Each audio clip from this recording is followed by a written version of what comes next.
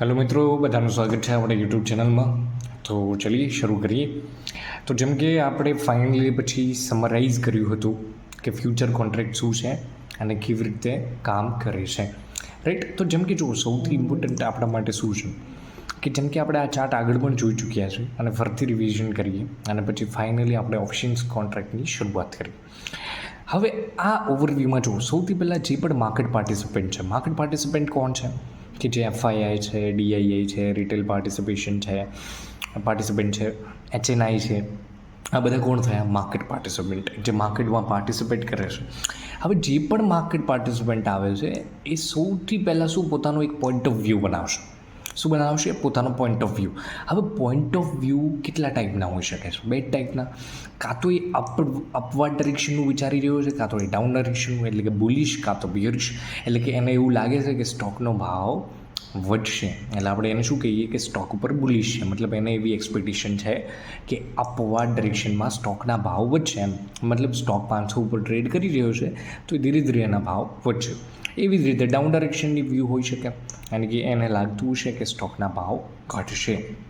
હવે જો સિમ્પલી આપણે શું હતું કે એક વખત પોઈન્ટ ઓફ વ્યૂ બનાવ્યા પછી હવે એ પોઈન્ટ ઓફ વ્યૂ શેની ઉપર બિલ્ડ કરી શકો? તમે કોઈ પણ વસ્તુ ઉપર તમે પોઈન્ટ ઓફ વ્યૂ બિલ્ડ કરી શકો, જેમ કે સ્ટોક છે, કમોડિટી છે, ઇન્ડેક્સ છે, કરન્સી છે, કોઈ પણ એસેટ ક્લાસ ઉપર તમે તમારું પોઈન્ટ ઓફ વ્યૂ બિલ્ડ કરી શકો છો. હવે એ જે પણ એસેટ ક્લાસ છે એમાં તમે જે પોઈન્ટ ઓફ વ્યૂ બનાવ્યો છે એ પોઈન્ટ ઓફ વ્યૂને ટ્રેડ કરવા માટે તમારી જોડે હંમેશા માર્કેટમાં 3 ઓપ્શન્સ અવેલેબલ છે. કાં તો સ્પોટ માર્કેટનો યુઝ કરો, કાં તો ફ્યુચર કોન્ટ્રાક્ટ કરો, કાં તો શું કરો? ઓપ્શન્સ કોન્ટ્રાક્ટ કરો. હવે જો આ 3 ઓપ્શન્સ અવેલેબલ છે તમારી જોડે, સ્પોટ, ફ્યુચર અને ઓપ્શન્સ. હવે સ્પોટ માર્કેટનું અને ફ્યુચર કોન્ટ્રાક્ટ વિશે આપણે સરસ રીતે સમજાય. સ્પોટ માર્કેટનું સિમ્પલ શું હતું કે જ્યારે પણ તમે એવો કોઈ પોઈન્ટ ઓફ વ્યૂ બનાવો છો જેમાં જો કોઈ પણ માર્કેટ પાર્ટિસિપન્ટ છે તો એનો બે જ પર્પઝ હશે, કાં તો એ ટ્રેડિંગ કરવા આવે છે, કાં તો ઇન્વેસ્ટમેન્ટ કરવા માટે. જો એનું પર્પઝ ક્લિયર છે, એટલે કે એને ઇન્વેસ્ટમેન્ટ કરવું છે, તો એ સિમ્પલી શું કરશે? સ્પોટ માર્કેટનો યુઝ કરશે. મતલબ સિમ્પલી માર્કેટમાં સિમ્પલી પોતાનો ઓર્ડર પ્લેસ કરશે અને સ્ટોકને પરચેઝ કરશે. ક્યાંથી? સ્પોટ માર્કેટમાં. જો એનું પર્પઝ ટ્રેડ કરવાનું છે તો એ શું કરશે? સિમ્પલી ફ્યુચર કોન્ટ્રાક્ટનો યુઝ કરશે. હવે જુઓ, ફ્યુચર કોન્ટ્રાક્ટનો એ સિમ્પલી યુઝ કરશે તો ફ્યુચર કોન્ટ્રાક્ટના જે પણ ટોપિક હતા, ફેક્ટર હતા, એ બધું જ આપણે સરસ રીતે સમજાશે. હવે જો આનો પ્રેક્ટિકલ અપ્રોચ પણ આપણે શીખ્યા હતા કે ધારો કે મને લાગે છે કે મેં રિલાયન્સ ઉપર વ્યૂ બનાવ્યો છે અને મને લાગે છે કે રિલાયન્સ અત્યારે 2900 રૂપિયા ઉપર ચાલે છે, તો 2900 થી 3000 રૂપિયા જશે, એટલે આનો સ્ટોકનો ભાવ વધશે, એવો પોઈન્ટ ઓફ વ્યૂ બનાવ્યો. હવે ડિફાઇન કરો કે ભાઈ ટ્રેડ કરવું છે કે ઇન્વેસ્ટમેન્ટ કરવું છે. ઇન્વેસ્ટમેન્ટ કરવું તો સિમ્પલી સ્પોટ માર્કેટનો યુઝ કર્યો, બટ ટ્રેડ કરવું છે યાની કે જે પ્રાઇઝમાં ચેન્જીસ આવવાનો છે દિવસ દરમિયાન કાં તો અમુક દિવસોમાં, એ ચેન્જીસ કેપ્ચર કરવા માટે હું શું કરીશ? ફ્યુચર કોન્ટ્રાક્ટનો યુઝ કરીશ, રાઈટ. કેમ કે મારું પર્પઝ શું છે? ટ્રેડ કરવાનો. હવે ફ્યુચર કોન્ટ્રાક્ટના શું બેનિફિટ છે તમને ખબર છે કે જ્યારે તમે સ્પોટ માર્કેટમાં પરચેઝ કરવા જાઓ છો ત્યારે સૌથી પહેલાં તમારે પૂરેપૂરું પેમેન્ટ આપવું પડશે, કેમ કે તમે ડિલિવરી લઈ રહ્યા છો લોંગ ટર્મ માટે. બટ એની જગ્યાએ તમે ફ્યુચર કોન્ટ્રાક્ટ કરો છો તો તમને લેવરેજ મળે છે. મતલબ જે પણ કોન્ટ્રાક્ટ વેલ્યુ છે એ તમારે પૂરું પેમેન્ટ આપવાની જરૂર નથી. તમે જે પણ કોન્ટ્રાક્ટ વેલ્યુ છે એના સર્ટેન પર્સન્ટેજ પે કરી અને તમે ફ્યુચર કોન્ટ્રાક્ટ ઇનિશિએટ કરી શકો છો, બરાબર. હવે ફ્યુચર કોન્ટ્રાક્ટમાં તમને ખબર છે કે એક્સપાયરીનો કન્સેપ્ટ છે, કરંટ મંથની એક્સપાયરી છે, મિડ મંથની છે, ફાર મંથની છે, અને તમે તમારી જે વ્યૂ છે એના હિસાબથી તમે શું કરશો? મતલબ પર્ટિક્યુલર જે કોન્ટ્રાક્ટ છે એને સિલેક્ટ કરશો. હવે ફાઇનલી આપણે સમજીએ ઓપ્શન્સ કોન્ટ્રાક્ટ. હવે જુઓ, જ્યારે પણ તમે પોઈન્ટ ઓફ વ્યૂ બિલ્ડ કરો છો અને તમે ડિસાઇડ કરો છો કે મારે ઓપ્શન્સ કોન્ટ્રાક્ટમાં એ મારા વ્યૂને ટ્રેડ કરવું છે, તો એના માટે તમારી જોડે ઓપ્શન્સ કોન્ટ્રાક્ટનું પણ નોલેજ હોવું જોઈએ, મતલબ ઓપ્શન્સ વિશે નોલેજ હોવું જોઈએ. તો આજના લેક્ચરમાંથી આપણે સરસ ઓપ્શન્સ વિશે સમજવાની શરૂ કરીએ. હવે જુઓ, ઓપ્શન્સ કોન્ટ્રાક્ટને સમજતા પહેલાં આપણે એક સરસ એક્ઝામ્પલ જોઈએ. એ સરસ એક્ઝામ્પલમાં કેવું છે કે એક્ઝામ્પલથી તમને સરસ એવું ઓપ્શન્સ વિશે કોન્સેપ્ટ ક્લિયર થશે. એક્ઝામ્પલ સરસ રીતે સમજો જેથી આગળના વિડીયોમાં પણ આપણે રેફરન્સ પોઈન્ટ તરીકે એક્ઝામ્પલ સમજીશું, બરાબર. હવે જો, અહીંયા બે વ્યક્તિ હોય છે, એક છે અજય અને બીજું છે વિપુલ નામનો વ્યક્તિ. હવે શું થાય છે? અજય શું કરે છે? અજય અને વિપુલ બંને ફ્રેન્ડ છે, બરાબર. હવે વિપુલભાઈ જોડે શું છે? એક સરસ લેન્ડ છે, મતલબ એક જમીનનો ટુકડો છે. કેટલી જમીન છે? 5 એકર, 5 એકર જમીનનો ભાગ છે, રાઈટ. અને એનો રેટ શું ચાલે છે? 5 લાખ રૂપિયા. 5 એકર જમીનનો અત્યારે રેટ ચાલે છે 5 લાખ રૂપિયા, બરાબર. હવે અજયને ક્યાંકથી એવા સમાચાર મળે છે કે આજથી 6 મહિના પછી જે વિપુલની જે જમીન છે એની આજુબાજુથી શું થવાનું છે? હાઈવે પસાર થવાનો છે. શું થવાનું છે? હાઈવે પસાર થશે. હવે તમને પણ ખબર છે કે જ્યારે પણ કોઈ જમીન છે, પ્રાઇવેટ જમીન, એની બાજુમાંથી ગવર્મેન્ટે શું કર્યું? હાઈવે પસાર કર્યું, જેના કારણે શું થશે? એ લેન્ડની પ્રાઇસ શૂટઅપ થશે, મતલબ જમીનના ભાવ વધશે. તો જમીનના ભાવ વધશે તો સરસ, ડેફિનેટલી છે કે અત્યારે જે 5 લાખની જમીન છે કદાચ 10 લાખ પણ થઈ જાય, 15 લાખ પણ થઈ જાય, મતલબ જમીનના ભાવ વધશે. હવે અજયને સરસ ઓપોર્ચ્યુનિટી દેખાય છે. અજય શું વિચારે છે? અજય એમ વિચારે છે કે લાઈને એક કામ કરું, હું વિપુલની જમીન ખરીદી લઉં, કેમ કે અત્યારે એનો રેટ ચાલે છે 5 લાખ રૂપિયા. બટ અજયને ખબર છે કે જો આ અજયને ન્યૂઝ મળી હતી, રાઈટ, અફવા પણ હોઈ શકે આ ન્યૂઝ, એટલે કે અત્યાર સુધી હજુ કન્ફર્મેશન નથી, કોઈ મતલબ ઓફિશિયલ સ્ટેટમેન્ટ આવ્યું નથી કે 6 મહિના પછી અહીંયાથી હાઈવે પસાર થશે. તો અજયને ખબર હતી કે ભાઈ આ ન્યૂઝ અફવા પણ હોઈ શકે, તો એના માટે શું કરવું? જો હું અત્યારે આ ન્યૂઝ સાચી છે એમ ગણીને જમીન ખરીદી લઈશ 5 લાખ રૂપિયામાં અને અહીંયાથી હાઈવે પસાર ના થયો તો શું થશે?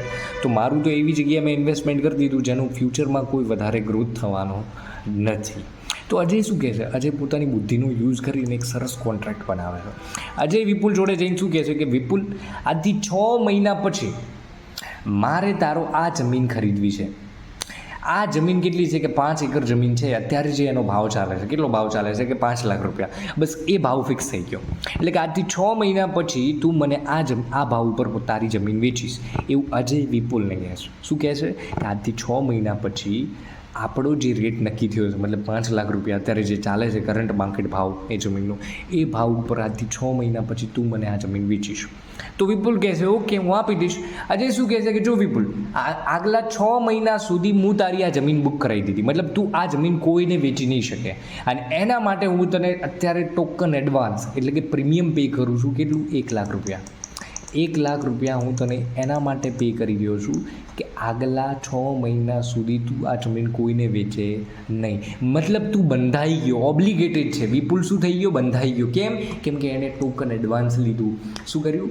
એડવાન્સ રિસીવ કર્યું, જેના કારણે શું થશે? વિપુલ બંધાઈ ચૂક્યો છે. આગલા 6 મહિના સુધી એ જ કોઈ જમીનને વેચી શકશે નહીં. આજે સિમ્પલી વિપુલને કહે છે કે ભાઈ, હું તને જે આ 1 લાખ રૂપિયા આપી રહ્યો છું એ પ્રીમિયમ પે કરી રહ્યો છું, મતલબ કે તું આ જમીન કોઈને વેચીશ નહીં, અને એ મારી મરજી છે કે આ જમીનને 6 મહિના પછી મારે ખરીદવી કે ના ખરીદવી. તો વિપુલ સિમ્પલી એને કહે છે કે ઓકે ભાઈ, તારી મરજી છે કે તારે જમીન ખરીદવી કે ના ખરીદવી, 6 મહિના સુધી હું જમીન નહીં વેચું, બટ હા, તું ખરીદે કે ના ખરીદે, જે તે ટોકન આપ્યું છે મને 1 લાખ રૂપિયા જે પ્રીમિયમ પે કર્યું છે એ નોન રિફંડેબલ છે. એટલે કે તું 6 મહિના પછી એમ કે મારે જમીન નથી ખરીદવી, તો તને હું આ ટોકન છે એ હું તને પાછું આપીશ નહીં. તું એમ કહે છે મારે ખરીદવી છે, છતાં પણ હું તને આ ટોકન રિફંડ કરીશ નહીં. બરાબર, ક્લિયર છે? તો અજયે જે પ્રીમિયમ પે કર્યું એના બદલામાં શું લીધો? અધિકાર લીધો કે 6 મહિના સુધી તારી જમીન મેં બુક કરાવી દીધી. હવે તમને શું લાગે 6 મહિના પછી શું પોઈન્ટ ઓફ વ્યૂ હોઈ શકે? 6 મહિના પછી 3 જ પોસિબલ સિનેરિયો હોઈ શકે. પહેલો સિનેરિયો કે હાઈવે પસાર થઈ ગયો, જેના કારણે શું થશે? જમીનના ભાવ વધી ગયા. હાઈવે પસાર ના થયો, લોકોના માર્કેટના પાર્ટિસિપન્ટ હતા, મતલબ જે લોકો હતા એ લોકો શું થયું? એમના સેન્ટિમેન્ટ હર્ટ થઈ ગયા, અને એ લોકો કેવું વિચારી રહ્યા છે કે ભાઈ જે જમીનના 5 લાખ લોકો આપવા તૈયાર હતા, હવે 3 લાખ રૂપિયા આપવા તૈયાર છે. કેમ કે લોકોના સેન્ટિમેન્ટ હર્ટ થઈ ચૂક્યા છે. એમને એવી ન્યૂઝ હતી કે ભાઈ અહીંયાથી હાઈવે પસાર થવાનો હતો, પણ ગવર્મેન્ટે પ્રોજેક્ટ કેન્સલ કરી દીધો છે. એટલે કે જે જમીનના લોકો 5 લાખ રૂપિયા આપવા તૈયાર હતા, એ જમીનના હવે 3 લાખ રૂપિયા આપવા પબ્લિક તૈયાર છે. અને કે જમીનની પ્રાઇસ શું થઈ? ક્રેશ થઈ ગઈ, કે લોકોના સેન્ટિમેન્ટ હર્ટ થઈ ગયા. કાં તો એનું એ જ ભાવ રહેશે. આ 3 જ પોસિબલ સિનેરિયો હોઈ શકે 6 મહિના પછી. કાં તો જમીનનો ભાવ વધશે, કાં તો જમીનનો ભાવ ઘટશે, કાં તો એનો એ જ રહેશે. બરાબર. હવે 3 પોસિબલ સિનેરિયોમાંથી તમે જુઓ કે ધારો કે 6 મહિના પછી અજય વિપુલ જોડે ધારો કે ચલો એક્ઝામ્પલ લઈ લઈએ કે જમીનનો ભાવ વધી ગયો, મતલબ હાઈવે પસાર થઈ ગયો, જેના કારણે જમીનનો ભાવ સીધો 10 લાખ રૂપિયા થઈ ગયો. હવે શું કરશે અજય? ફટાફટ વિપુલ જોડે જશે. વિપુલને શું કહેશે કે ભાઈ લાય, આપણે ડીલ થઈ હતી, 5 લાખ રૂપિયા ઉપર તારે મને જમીન આપવાની છે. એટલે વિપુલ શું કહેશે? હા, હું બંધાયેલું છું, લો આ જમીન. તો 5 લાખમાં જમીન અજય ખરીદી. જો અજયને કેટલામાં પડી? 6 લાખમાં. કેમ?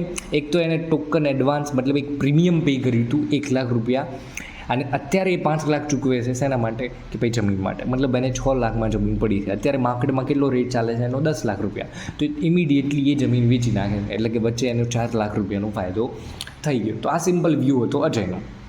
હવે તમે વિચારો કે જો જમીનનો ભાવ ઘટી ગયો, મતલબ હાઈવે પસાર થવાનો હતો અને હાઈવે કેન્સલ થઈ ગયો, જેના કારણે શું થયું, લોકોના સેન્ટિમેન્ટ હર્ટ થઈ ગયા, જેના કારણે ભાવ ક્રેશ થઈ ગયા. જમીનનો ભાવ ઘટી ગયો, ધારો કે ઇમેજિન કરી લો 4 લાખ જમીનનો ભાવ 1 લાખ રૂપિયા ઘટી ગયો. હવે શું થયું, હવે શું તમને લાગે છે કે અજય જમીન ખરીદશે? હવે તમે વિચારશો યાર 5 લાખની જમીનનો ભાવ તો 4 લાખ રૂપિયા થઈ ગયો છે અને અગ્રીમેન્ટના પ્રમાણે અજયને 5 લાખ પે કરવાના છે વિપુલને. જો 5 લાખ રૂપિયા પે કરે છે તો એના કરતાં માર્કેટમાં સસ્તા રેટ ઉપર ચાલે છે જમીન. મતલબ 4 લાખની જમીન માટે 5 લાખ રૂપિયા શું કામ પે કરવા જોઈએ? તો એ વિચારે છે યાર હું 5 લાખ રૂપિયા ઇન્વેસ્ટમેન્ટ કરું તો મારું તો નુકસાન જ છે, કેમ કે હું જમીન ખરીદીશ મને તો 6 લાખમાં પડશે, કેમ કે 5 લાખ અત્યારે આપું, 1 લાખ પહેલાં આપી દીધા તો 6 લાખની જમીન હું ખરીદીશ અને એનો અત્યારે રેટ ચાલે છે 4 લાખ રૂપિયા. અને મારું એક તો ઇન્વેસ્ટમેન્ટ હું એવી જગ્યાએ કરી રહ્યો છું કે આજ નહીં તો કાલ જો એના ભાવ ના વધ્યા તો એના કારણે શું થશે, મારું નુકસાન થશે. અને મને નથી લાગતું કે આ જમીનના વધારે કોઈ ભાવ વધે. એના કરતાં બેટર છે કે હું 1 લાખ જતા કરું અને બાકીના જે 5 લાખ છે એ સારી જગ્યાએ ઇન્વેસ્ટમેન્ટ કરું તો એના ઉપર મને સરસ રિટર્ન મળે. તો વસ્તુ સિમ્પલ શું છે કે અજયને એક જ કેસમાં ફાયદો છે. કયા કેસમાં? જ્યારે લેન્ડની પ્રાઇસ વધશે, મતલબ કે જે જમીન છે એનો ભાવ વધશે ત્યારે જ એનો ફાયદો. જો ભાવ ઘટ્યો તો નુકસાન છે, જો ભાવ એનો રહ્યો તો પણ નુકસાન છે. કેવી રીતે? કે જો જમીનનો ભાવ 5 લાખ રૂપિયા છે તો અજયને તો 6 લાખમાં પડી રહી, કેમ કે 1 લાખ તો એને એડવાન્સ આપી દીધા છે, ટોકન પ્રીમિયમ આપ્યું. પણ 6 લાખમાં એને કુલ ટોટલ જમીન પડે છે તો ડેફિનેટલી છે કે જે જમીનનો ભાવ 5 લાખ રૂપિયા ચાલે છે અને 6 લાખ રૂપિયા આપે છે તો પછી કોઈ સેન્સ બનતી નથી. એના કરતાં 1 લાખ રૂપિયા જતા કરવાના. કેમ? કેમ કે જો એ ખરીદી પણ લે તો જમીનનો ભાવ મેજરલી ફ્યુચરમાં કોઈ ઇન્ક્રીઝ થવાનો નથી. એના કરતાં બેટર છે કે બીજી જગ્યાએ ઇન્વેસ્ટમેન્ટ કરશે. તો સિમ્પલી અજય અને વિપુલનું એક્ઝામ્પલના થ્રુ આપણે એટલું સમજવા માગીએ છીએ કે અજય છે ને એ આ કોન્ટ્રાક્ટનો બાયર છે, વિપુલ છે ને એ કોન્ટ્રાક્ટનો સેલર છે. યાની કે અજય એક સરસ અગ્રીમેન્ટ ડિઝાઇન કર્યું કે આ પર્ટિક્યુલર એસેટ છે. શું છે? એસેટ છે. એટલે કે જમીન એક એસેટ છે જેની ઉપર અજયનો વ્યૂ હતો. શું વ્યૂ હતો? કે એને લાગતું હતું કે અજયને શું લાગતું હતું કે જમીનના ભાવ વધશે. તો સિમ્પલ એનો પોઈન્ટ ઓફ વ્યૂ હતો કે જમીનના ભાવ વધશે. બટ એને ખબર હતી કે જો જમીનના ભાવ ઘટી ગયા એના એ જ રહ્યા તો એનું નુકસાન છે. એટલે એને આખો એક કોન્ટ્રાક્ટ બનાવ્યો જેમાં એક જ કેસમાં ફાયદો છે, જો જમીનના ભાવ વધ્યા તો ફાયદો છે, વરના શું થશે કે જે અજય પ્રીમિયમ પે કર્યું છે એનો લોસ થશે.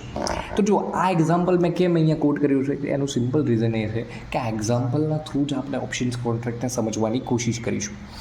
ઓપ્શન સમજવા છે તો આ એક્ઝામ્પલ સરસ રીતે આપણે રેફરન્સ પોઈન્ટ તરીકે યુઝ કરીશું. બરાબર? તો ક્લિયર છે, આખા અગ્રીમેન્ટની ટર્મ્સ એન્ડ કન્ડિશન ક્લિયર છે. હવે નેક્સ્ટ લેક્ચરમાં આપણે શીખીશું કે ઓપ્શન્સ કોન્ટ્રાક્ટ એક્ઝેક્ટલી છે શું, એ કોન્ટ્રાક્ટમાં કેવી રીતે ટર્મ્સ એન્ડ કન્ડિશન હોય છે, એનો પ્રેક્ટિકલ યુઝ શું છે. તો ધીરે ધીરે ઓપ્શન્સને એકદમ સરસ રીતે ડિટેલમાં સમજવાનું શરૂ કરીએ. તો મળીએ નેક્સ્ટ લેક્ચરમાં. તો જય હિન્દ, જય ભારત.